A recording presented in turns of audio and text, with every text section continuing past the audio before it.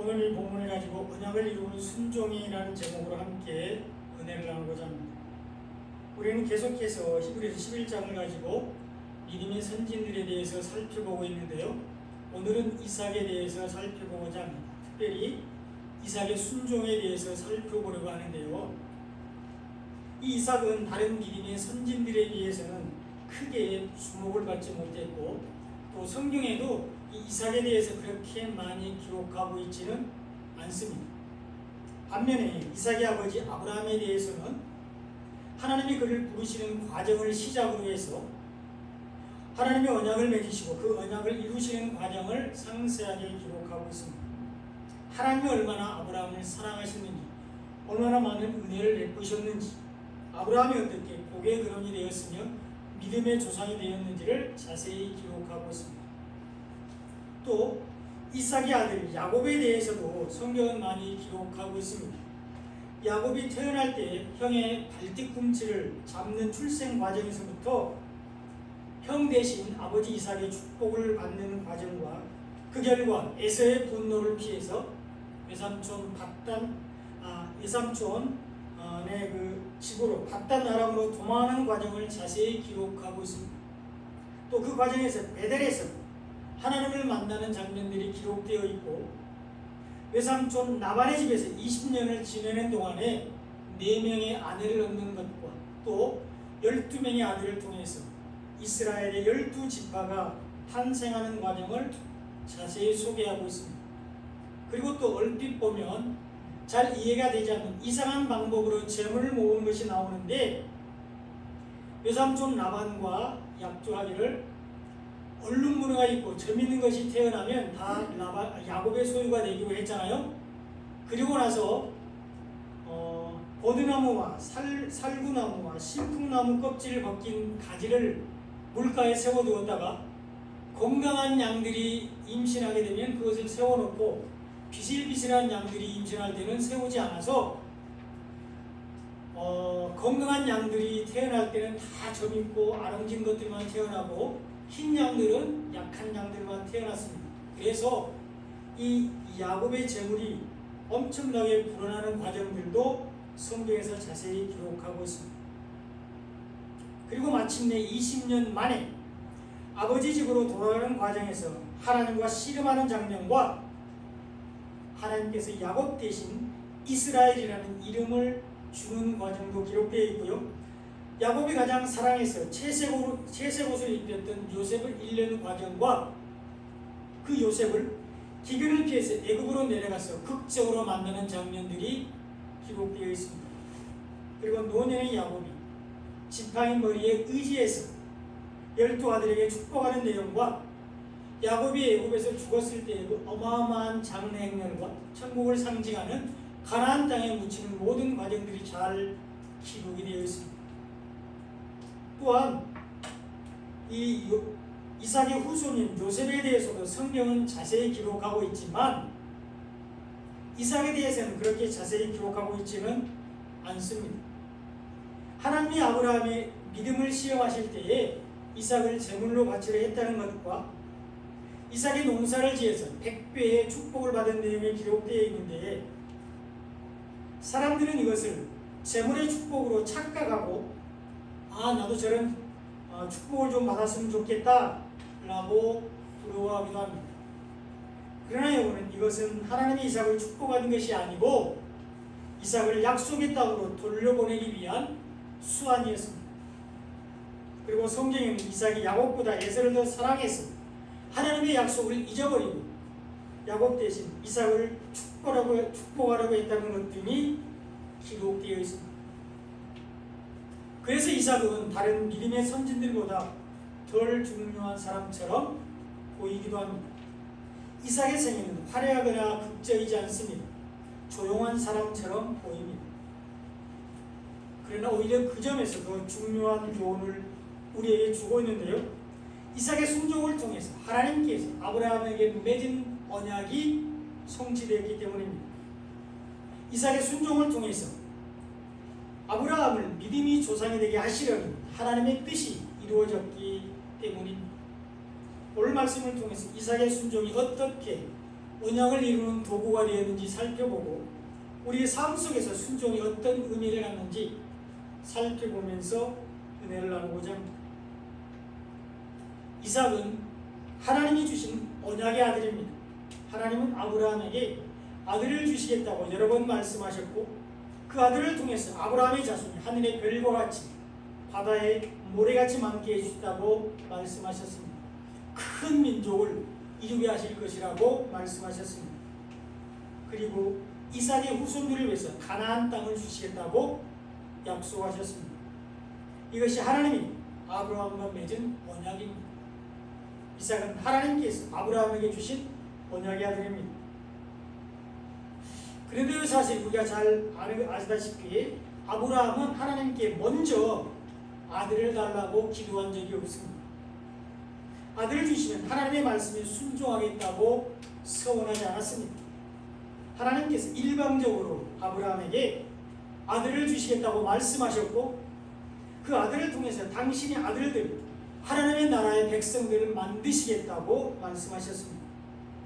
이것이 하나님의 언약으로 완전히 일방적인 언약이며 오직 하나님 한 분만이 성취하실 수 있는 언약입니다. 이것은 그 당시의 나라들 사이에서 체결되었던 조약 중에 하나인 종주권 조약과 같습니다. 이 종주권 조약에 대해서는 이미 우리가 성경 공부 시간에 살펴봤는데요. 종주권 조약은 강대국이 상대적으로 약한 나라와 맺는 조약으로 강대국의 왕은 종주, 즉 조약의 주체가 되어서 약소국의 왕에게 일정한 혜택을 베풀어 주는데 가령 다른 나라의 침략으로부터 보호해 준다든지 하는 혜택을 제공하게 됩니다.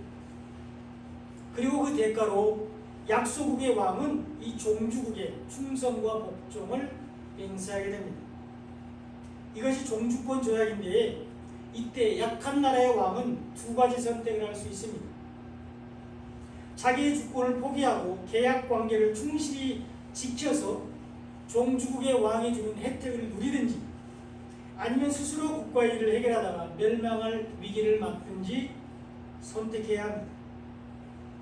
그리고 이런 종주권 언약을 맺을 때는 조약 당사자 간에 서로의 역사를 언급하게 되는데 언약을 지킬 수 있다는 신뢰를 주기 위해서입니다.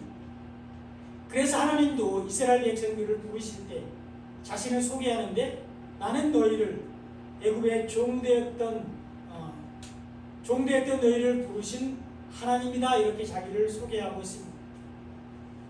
하나님이 이스라엘 백성들을 능히 보호할 능력이 있다는 것을 말씀하시는 것입니다. 이것이 종주권 언약입니다. 하나님은 아브라함과 종주권 언약을 맺으셨습니다. 하나님이 아브라함을 부르시고 언약을 맺으셨는데 하나님이 아브라함을 지켜주시고 걸음을 인도하시겠다는 것입니다. 다시 말하면 언약의 주체는 하나님이시며 언약을 지키시는 분도 하나님 자신이라는 것을 말씀하고 있습니다. 그러므로 이 언약은 아브라함이 저지른 실수로 인해서 파괴되지 않습니다. 하나님은 아브라함이 언약을 잊어버릴 때마다 다시 언약을 상기시켜 주셨고 아브라함이 실수할 때에도 언약을 파괴하지 않고 다시 언약을 신뢰하게 하셨습니다. 그 하나님이 우리와도 언약을 맺으셨습니다. 아브라함과 언약을 맺으신 하나님께서 우리들과도 종주권 언약을 맺으셨습니다. 능력의 팔로 우리를 붙드시고 우리의 걸음을 인도하시겠다고 약속해 주셨습니다. 생명의 말씀, 복음이 우리의 발에 등이 되고 우리의 길에 빛이 되셔서 우리의 걸음을 인도해 주시겠다고 약속해 주셨습니다. 하나님은 우리와 종주권 언약을 맺으셨습니다. 하나님이 일방적으로 우리와 언약을 맺으셨는데 하나님이 우리를 먼저 택하시고 부르셨습니다. 이것이 하나님의 은혜이며 우리가 이 언약 안에 있을 때 복을 받게 됩니다. 종주권 언약을 지킬 때 강한 나라의 왕이 약한 나라를 지켜주듯이 우리가 하나님의 언약 안에 있을 때 하나님의 우리를 사단의 권세로부터 보호해 주십니다. 우리가 언약의 말씀 안에 있을 때 하나님이 우리를 죄의 유혹으로부터 지켜주십니다. 약한 나라가 자기의 주권을 포기하고 계약을 신실하게 지킬 때 강한 나라의 왕이 제공하는 혜택을 누릴 수 있는 것 같이 우리도 우리의 자아를 포기하고 하나님께 복종할 때 은혜를 입을 수 있습니다. 자기를 부인하고 언약의 말씀에 순종할 때 우리는 복음으로 구원을 받을 수 있습니다. 예수님은 우리에게 자기를 부인하고 십자가를 지고 예수님을 따르라고 누가복음 9장 23절에서 말씀하셨는데 우리는 자기의 의를 버려야 합니다. 자기 행위로 구원을 받고자 하는 교만을 버려야 합니다. 우리는 율법을 지켜서 구원을 받고자 하는 악한 생각들을 버려야 합니다. 하늘의 가치관이 아닌 땅의 가치관을 버려야 하고요. 영이 아닌 육으로 사는 삶의 기준을 버려야 하는데 이런 것들이 우리가 부인해야 할 자기입니다. 우리는 자기를 부인하고 십자가를 지고 예수님을 따라야 하는데 우리가 져야 할 십자가는 생명의 말씀입니다. 복음만이 우리가 지고 가야 할 십자가입니다. 복음을 믿는 믿음이 우리가 져야 할 십자가입니다. 어떠한 경우에도 잃어버리지 말아야 할 믿음만이 우리가 지고 갈 십자가입니다. 흔히 사람들은 우리를 괴롭게 하고 힘들게 하는 다른 사람들이나 우리를 핍박하고 조롱하는 환경이 우리가 져야 할 십자라고 말하기도 하지만 이런 것들은 주님이 이미 다 감당하시고 가져가셨습니다. 우리 앞에 놓여있는 모든 골짜기와 산이 메워지고 낮아지게 하셨고 굽은 것이 곧아지고 험한 길을 평탄하게 하셨습니다. 그러므로 우리는 평안하게 주님께서 예비하신 길, 생명의 길을 걸어갈 수가 있습니다. 그럼에도 불구하고 우리에게 아직도 환난과 핍박과 박해가 있는 것은, 어려움이 있는 것은 우리의 믿음을 연단하고 소망을 이루게 하기 위해서입니다. 정금 같은 믿음으로 구원을 얻게 하시기 위해서입니다.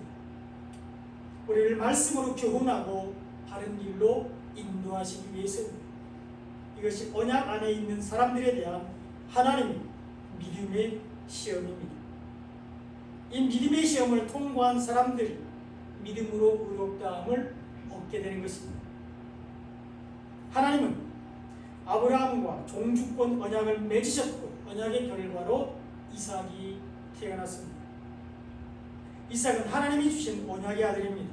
하나님은 이삭을 통해서 아브라함의 후손들이 하늘의 별과 같고 바다의 모래같이 많게 하시겠다고 말씀하셨습니다. 이삭을 통해서 큰 민족을 이룰 것이라고 약속하셨습니다. 이삭은 하나님이 주신 언약의 아들입니다. 그러므로 이삭은 절대로 죽으면 안 되는 사람입니다. 누구보다도 건강하게 오래 살아서 많은 자녀를 낳아야 합니다.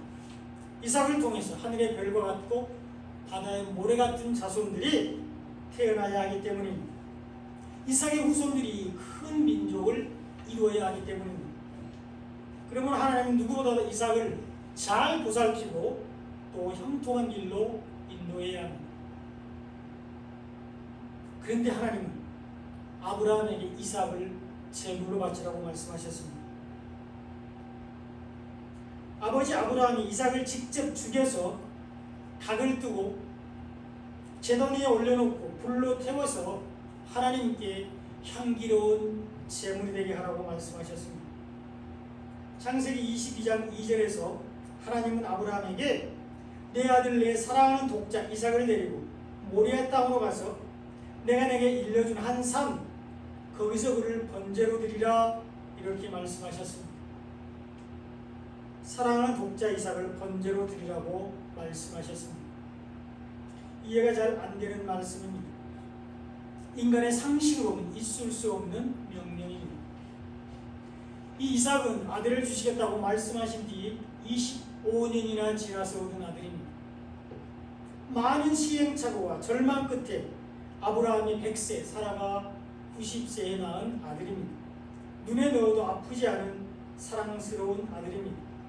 하나님의 언약과 아브라함의 미래가 이삭에게 달려 있습니다. 너무나 소중한 아들입니다. 그러므로 절대로 제물로 바칠 수 없는 아들입니다. 저는 이 구절을 읽을 때마다 오래전에 읽었던 한 목사님의 설교가 생각이 나는데요.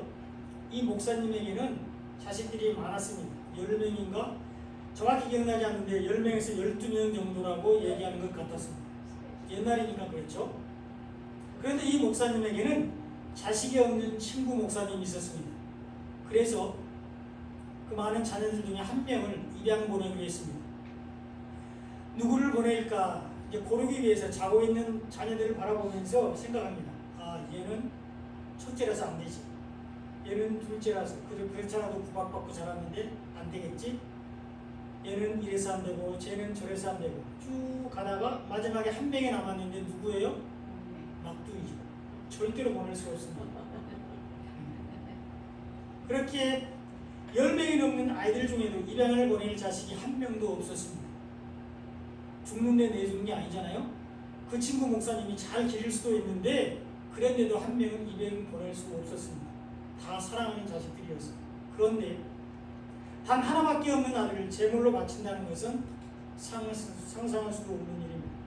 이삭을 통해서 많은 후손이 태어나야 되는데 번제로 바치라는 것은 말이 안 됩니다.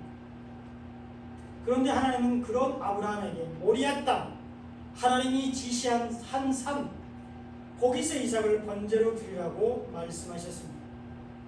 이것이 믿음의 시험입니다. 아브라함의 믿음을 시험하시기 위한 하나님의 테스트입니다. 우리 한글 성경에는 사단의 유혹도 그냥 시험이라고 그러고 나오고 하나님의 믿음의 테스트도 시험이라고 나오는데 구별이 됩니다. 하나님은 우리를 유혹하지 않습니다. 오직 믿음을 테스트할 때는 있습니다. 이것이 아브라함의 믿음을 시험하시기 위한 하나님의 테스트였습니다.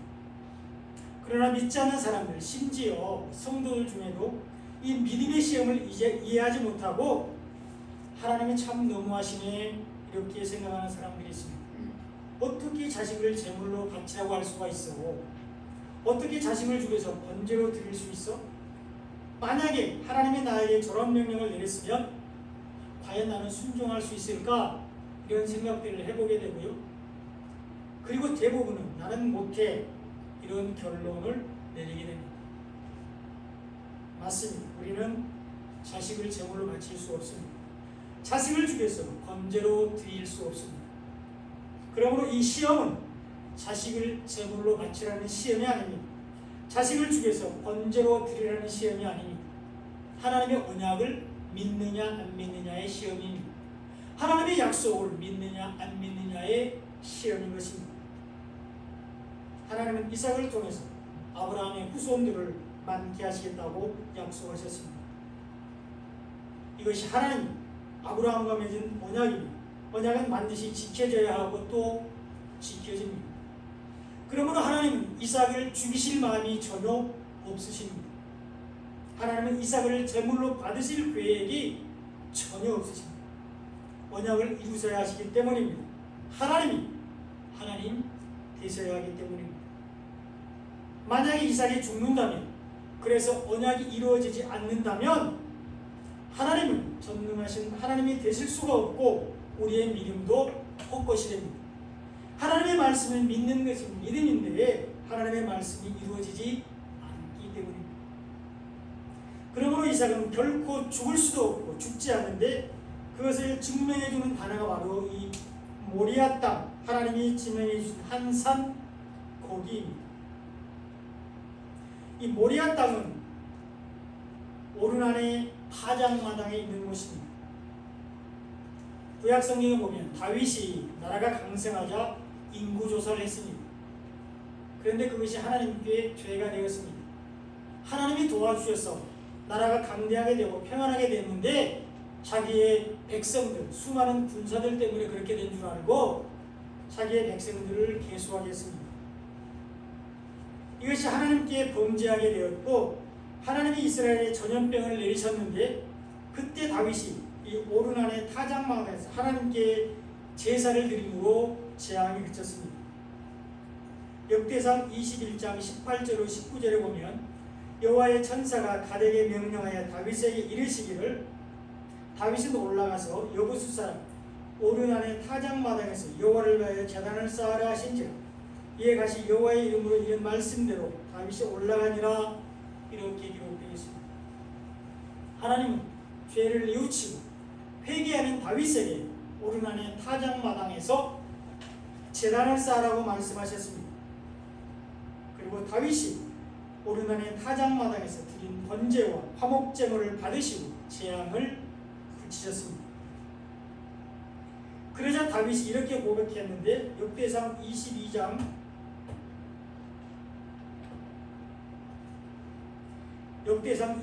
1절에 보면 이는 여호와 하나님의 성전이요 이는 이스라엘의 번제단이라 이렇게 고백했습니다. 오르난의 타작마당이 하나님의 성전이요 속죄를 위한 번제단이라고 고백했습니다.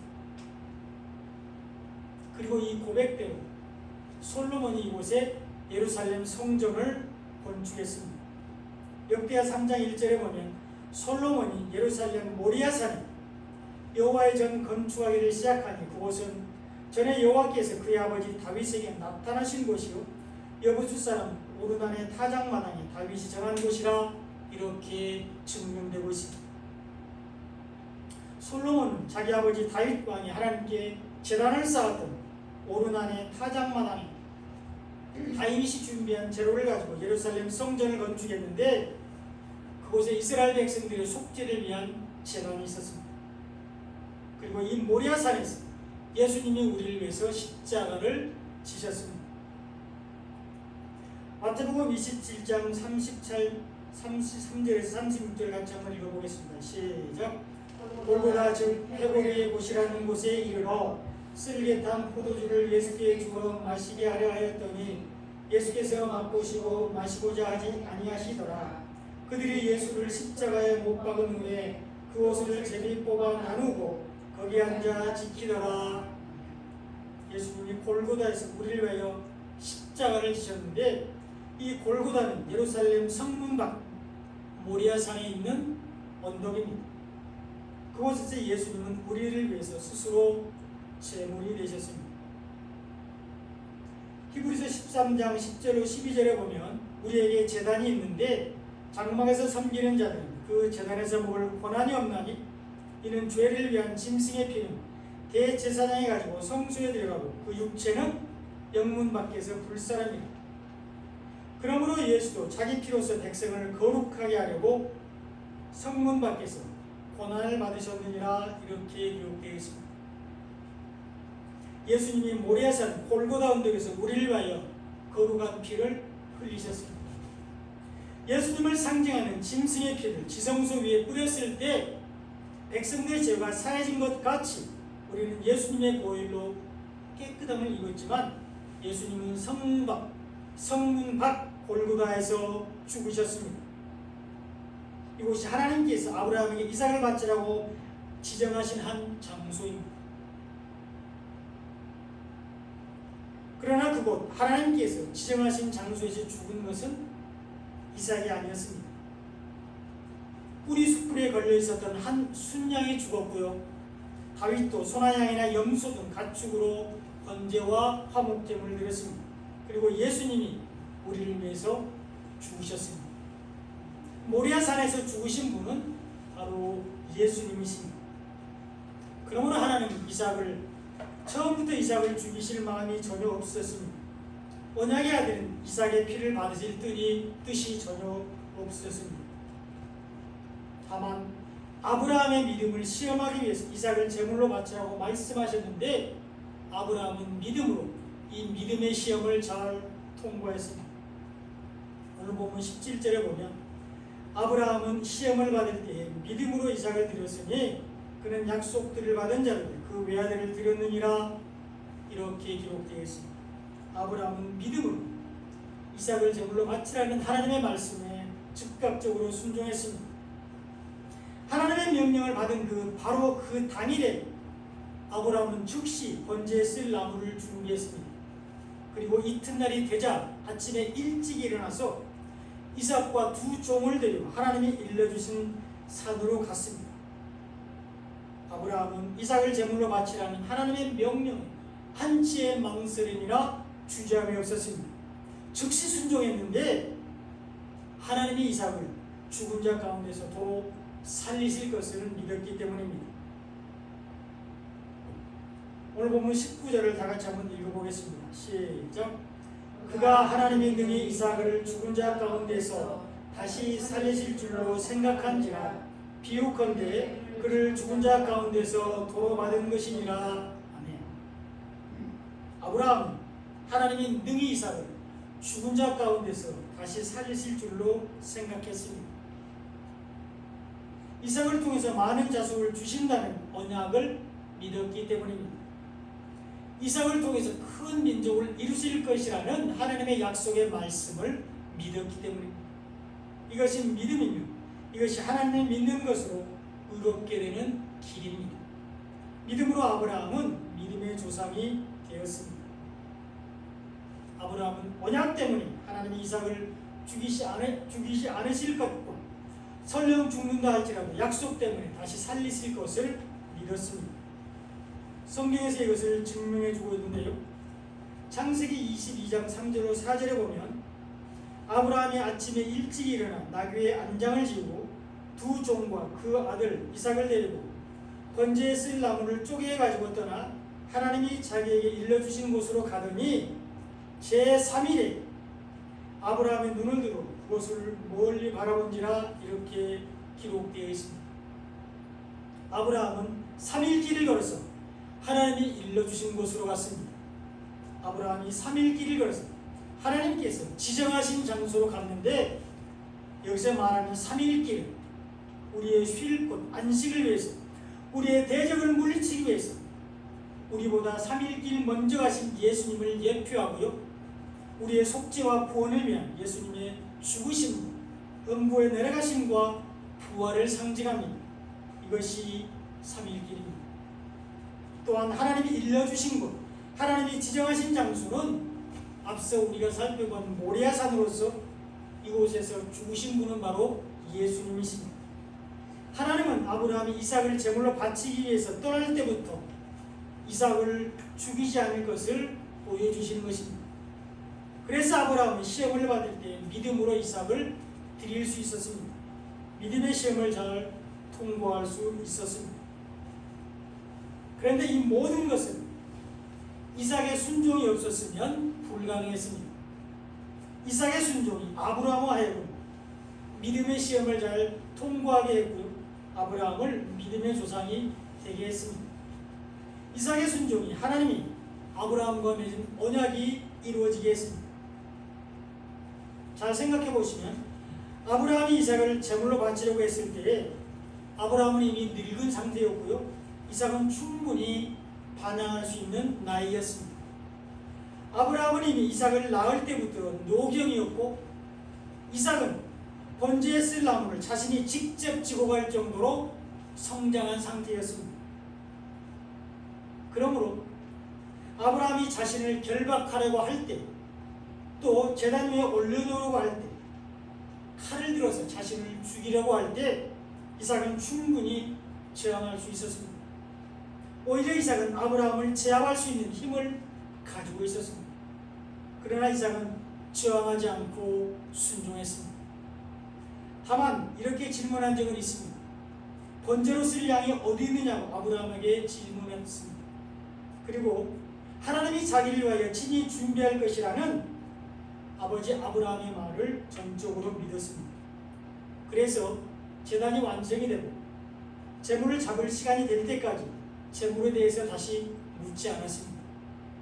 마침내 자신이 제물이라는 것을 알았을 때에도 이삭은 저항하지 않고 순순히 결박되었습니다. 제단 위에 올려질 때에도 이삭은 반항하지 않고 순종했습니다. 칼로 내려치려는 절박한 순간에도 이삭은 살려달라고 애원하지 않았습니다. 오히려 하나님이 급하셔서 아브라함을 2번씩이나 부르셨습니다. 이삭을 죽이지 말라고 말씀하셨습니다.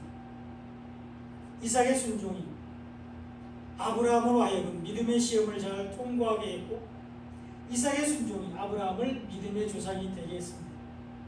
이삭의 순종이 하나님이 아브라함과 맺은 언약이 이루어지게 했습니다. 이런 이삭의 순종으로 믿음의 시험을 잘 통과한 아브라함은 하나님을 경외하는 자는 칭찬을 받게 되었고요. 하나님이 인정하시고 축복하시는 믿음을 가지게 되었습니다. 이삭의 순종이 이 모든 것을 가능하게 했습니다. 이 이삭이 바로 예수님의 예표입니다. 약속을 따라 언약의 아들로 태어난 이삭은 성령으로 태어난 예수님을 상징하고 있습니다. 오늘 보면 19절을 다시 한번 같이 읽어보겠습니다. 시작. 그가 하나님이 능히 이삭을 죽은 자 가운데서 다시 살리실 줄로 생각한지라 비운건대 그를 죽은 자 가운데서 도로받은 것이니라. 아멘. 아브라함은 하나님이 이삭을 죽은 자 가운데서 다시 살리실 것을 믿었습니다. 이것은 하나님이 예수님을 죽은 자 가운데서 다시 살리실 것을 말씀합니다. 예수님의 부활을 예표하고 있습니다. 하나님은 예수님을 죽은 자 가운데서 도로 받으셨는데 우리를 위해서 죽으신 예수님은 사망 권세를 이기시고 부활하셨습니다. 아브라함의 외아들을 죽이지 않으신 하나님은 자신의 독생자를 죽음 가운데 버려두지 않으시고 살리셨는데 예수님은 부활하시고 승천하셨습니다. 우리의 죄를 사하시기 위해서 우리를 구원하시고 부활의 소망을 주시기 위해서입니다. 이삭을 통해서 아브라함의 자손을 하늘의 별과 같이 바다의 모래와 같이 많게 하신 하나님은 예수님을 통해서 수많은 영적인 아브라함의 자손들을 만드셨습니다. 십자가 복음으로 멸망 가운데서 하나님을 아버지라고 부르는 자녀들을 만드셨습니다. 선지자들을 통해서 땅끝에서 택하시고 부르신 사람들을 찾고 계십니다. 그리고 우리 한 사람 한 사람을 통해서 있는 곳에서 구원받을 사람들을 찾고 계십니다. 이것이 하나님의 뜻입니다. 모든 사람들이 구원을 받는 것이 하나님의 뜻입니다. 이삭이 아브라함에게 순종한 것 같이 예수님이 하나님께 순종한 것 같이 우리도 하나님의 말씀과 부르심에 순종할 때 예수님의 명령에 순종할 때 하나님은 우리를 자녀 삼으시고 우리를 기뻐하시고 우리를 통해서 영광을 받으시고 구원해 주십니다. 예수님은 우리를 통해서 잃은 양들을 찾으시고 하나님의 나라로 인도하십니다. 하나님은 순종하는 사람들에게 역사하시고 순종하는 사람들을 통해서 하나님의 창세전 구원 계획을 이루어 가십니다. 예수님은 복음을 전하라는 지상 명령에 순종하는 사람들에게 하늘과 땅의 모든 권세를 주시고 세상 끝날까지 항상 함께 계십니다. 순종하는 삶으로 이런 은혜와 축복이 넘쳐나시기를 예수님의 이름으로 축원드립니다. 아멘.